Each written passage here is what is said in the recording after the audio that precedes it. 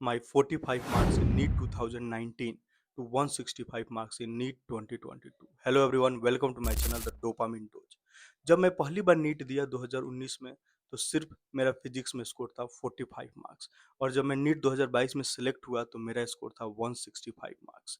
और ये जो आप लोग स्कोर देख रहे हैं ये 2020 का मार्क्स है। मेरा 574 मार्क्स आया था नीट में और 108 आया था फिजिक्स में। मेरा सिलेक्शन 2020 में ही हो जाता, लेकिन 2020 में नहीं हुआ। इसके पीछे का एक ही रीजन था, वो था फिजिक्स। फिजिक्स एक ऐसा सब्जेक्ट है जो आपका सिलेक्शन करा भी सकता है और नहीं भी करा सकता है। ठीक है, बायोलॉजी और केमिस्ट्री तो सिर्फ आपका ग्रैंड टोटल बढ़ाते हैं, लेकिन सिलेक्शन सिर्फ और सिर्फ फिजिक्स से होता है।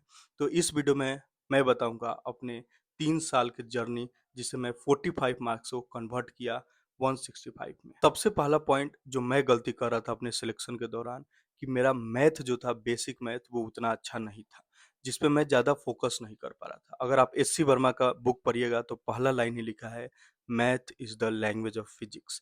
यानी बेसिक मैथ आपको आना बहुत ज़रूरी है।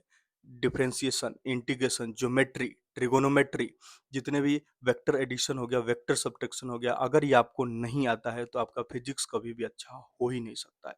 तो पहला पॉइंट, आप लोग बेसिक मैथ पे सबसे ज़्यादा फोकस कीजिए। दूसरा पॉइंट जो था, ये था कि मैंने फिजिक्स को धीरे-धीरे टूल्स ऑफ फिजिक्स को लर्न करना स्टार्ट किया। What is the meaning of tools of physics? Tools of physics का मतलब होता है कि वैसे टूल्स जो आपको क्वेश्चन को सॉल्व करने में हेल्प करेगा। जैसे कि work energy theorem. Work energy theorem को अप्लाई करके मैंने बहुत बड़े-बड़े क्वेश्चन को मैंने बहुत एक लाइन में सॉल्व किया। जैसे कि आपको ये जो स्क्रीन पे क्वेश्चन दिख रहा है, ये एनसीईआरटी का क्वेश्चन है। इस क्वेश्चन को अगर आप सॉल्व करने जाइएगा तो आपका लगभग 1 पेज पूरा का पूरा ये लग जाएगा सॉल्व करने में। लेकिन अगर इस क्वेश्चन को अगर आपको टूल्स आता है फिजिक्स का, like work done by all type of force is equal to change in kinetic energy, तो एक लाइन में हो जाएगा। जैसा कि आप लोग देख सकते हैं, सिर्फ एक लाइन में यहाँ पे 3 फोर्स लग रहा है, एक फ्रिक्शन फोर्स और एक ग्रेविटेशन के द्वारा और एक स्प्रिंग फोर्स, और ये क्वेश्चन एक लाइन में सॉल्व हो गया। इसके अलावा और भी टूल्स होते हैं, जैसे कि मोमेंटम कंजर्वेशन हो गया, लीनियर मोमेंटम हो गया, एंगुलर मोमेंटम हो गया।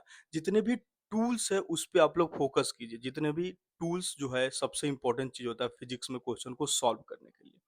तीसरा पॉइंट जो मैंने नीट के पैटर्न को नोटिस करना स्टार्ट किया।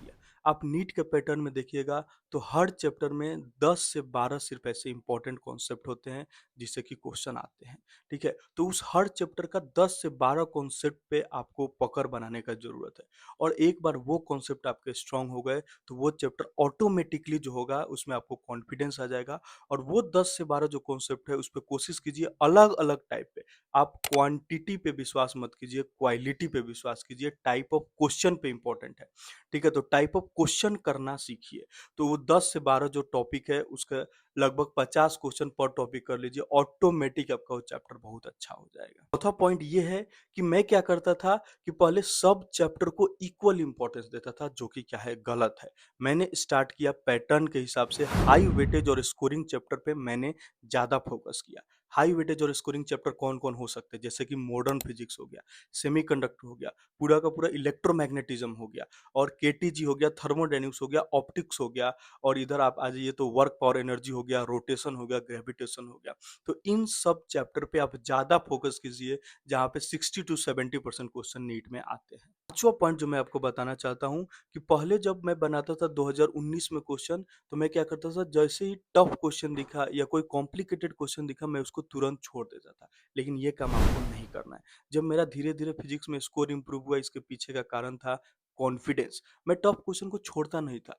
उसके अराउंड जितने भी फॉर्मूले थे वो मैं लिखता था, कोशिश करता था कि मेरे से बने, नहीं भी बनता था तो सॉल्यूशन देखा या किसी टीचर का हेल्प लिया, लेकिन उसको छोड़ता नहीं था। क्यों? क्योंकि आप लोग याद रखिए, जो क्वेश्चन आपसे बन जाएंगे वो कभी नीट में नहीं आएंगे, वही क्वेश्चन आएंगे जो आपसे नहीं बन रहे हैं। और छठा और सबसे लास्ट पॉइंट जो मैं बोलूँगा, कि अपने रिसोर्सेज को लिमिट कीजिए। एससी वर्मा, इरोडो बनाने से सिलेक्शन नहीं होता है। आप पीवाईक्यू बनाइए, जिस कोचिंग में पढ़ रहे हैं उसका मॉड्यूल बनाइए, एनसीईआरटी बनाइए, उसका एग्जाम्पलर बनाइए, मोर देन सफिशिएंट है। और जिस भी कोचिंग का टेस्ट दे रहे हैं उसका टेस्ट पेपर, अपने रिसोर्सेज को लिमिट करना बहुत जरूरी है। Thank you guys for watching this video.